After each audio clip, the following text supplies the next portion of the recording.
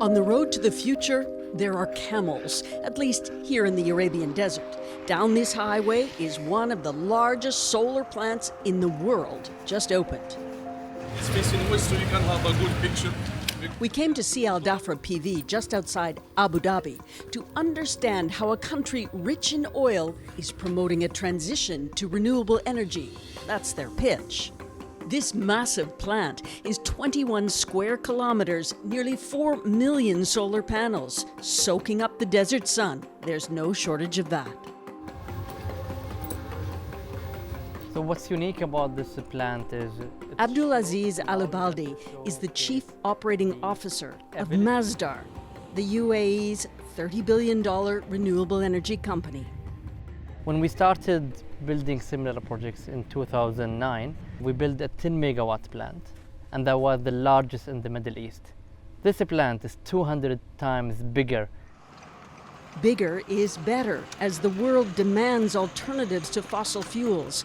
The solar panels from China are the latest technology, says Masdar. The project was built for scale and efficiency. It follows the sun from sunrise to sunset. That creaking sound is the sound of the solar panels twisting to recalibrate towards the sun to get the most energy. It's used bifacial technology, which means one, it absorbs sunlight coming from the sky, but also absorbs the reflection of sunlight from the sand to the panels again. Underneath, and that's increased the efficiency even further. They've even engineered a solution to the shifting sands.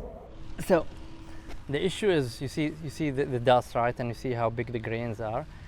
With the humidity, when they settle on the panels, the sun cooks them and make a cementation layer that is not easy to clean. That's the job of the robots. Brushing any settled sand off the solar mirrors. The energy feeds into the UAE's national grid to help power its clients cheaper. This project can power a small city, we're told, 160,000 households. But even with this massive plant, the UAE uses only a fraction of green energy. 30% of its GDP comes from the export of oil and gas still. So green is good, but oil is still the black gold. This ambition is impressive. However, you are also expanding oil and gas in this country still, when scientists say we shouldn't be. Phasing out from fossil fuel is something will happen. There is no question, no one can question that fact. The question is at what pace, without interrupting security of supply and so on.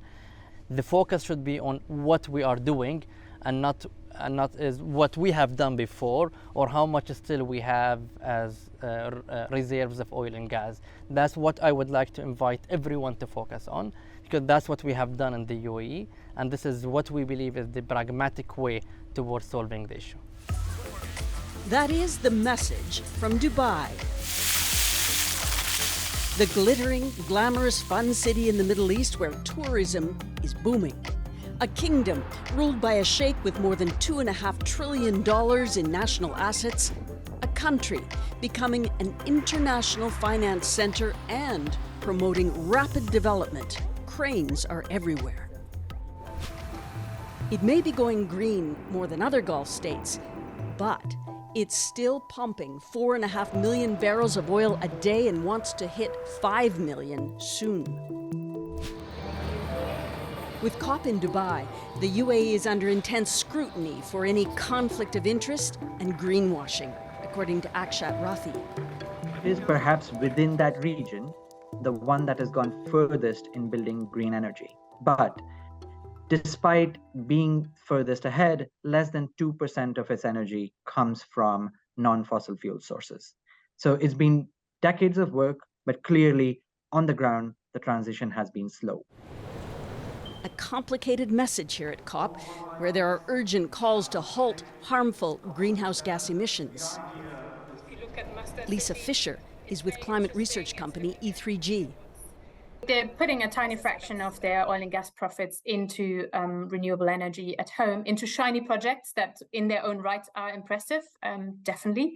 But in terms of where we need to get to, they're nowhere near enough. We must act, and we must deliver in Dubai. Skepticism, too, around Sultan Al Jaber, COP28's president, who also runs the national oil company, ADNOC.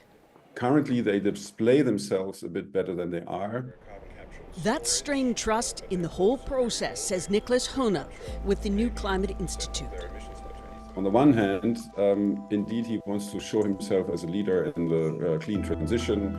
On the negative side, however, he's also the CEO of the national oil company.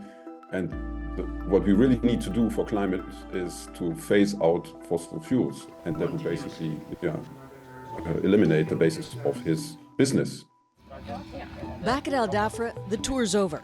Masdar is planning more solar and wind projects as it polishes its image as a green energy powerhouse.